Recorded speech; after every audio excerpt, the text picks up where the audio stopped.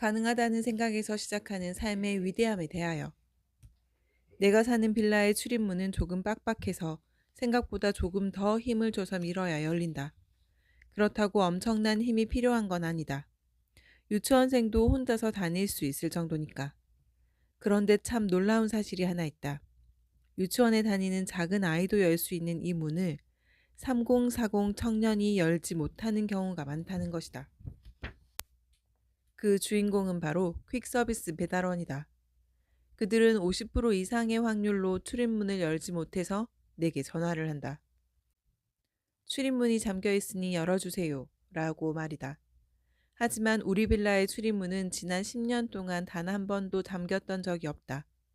애초에 그런 기능이 없는 문이다. 아무리 그런 사정을 이야기해도 통하지 않는다. 그저 문을 아무리 강하게 열어도 열리지 않는다는 소리만 반복할 뿐이다. 반면 택배기사들은 그런 경우가 전혀 없다. 이유가 뭘까? 왜 퀵서비스 배달원은 열지 못하는 출입문을 택배기사는 쉽게 열 수 있는 걸까? 이유는 간단하다. 택배기사들은 자주 방문하는 곳이라서 문이 열리지 않는다는 생각을 아예 하지 않는다.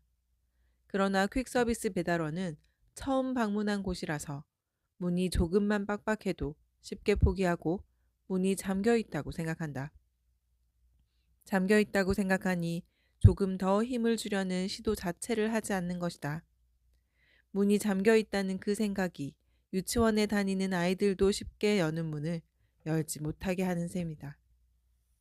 이게 바로 가능하다고 생각하고 시작하는 사람이 가진 위대한 힘이다.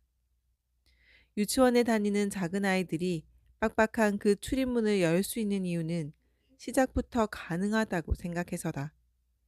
그 아이들의 마음속에는 안 된다는 생각이 전혀 없다.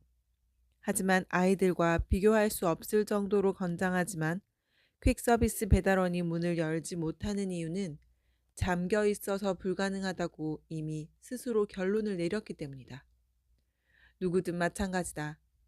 방에서 어떤 물건을 찾을 때도 그렇다. 찾으려는 그 물건이 있다고 생각하며 찾는 것과 없을 거라고 생각하며 찾는 건 전혀 다르다.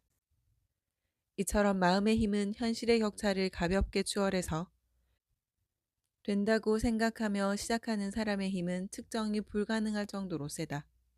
그게 바로 확신의 힘이다. 필사의 문장. 어디에서 무엇을 시작하든 된다고 생각하며 달려들면 결과가 달라진다. 된다는 그 확신이 나를 돕는 덕분이다. 늘 가능하다는 생각에서 계산을 시작하라. 그럼 짐작할 수 없을 정도로 멋진 결과를 만날 수 있다.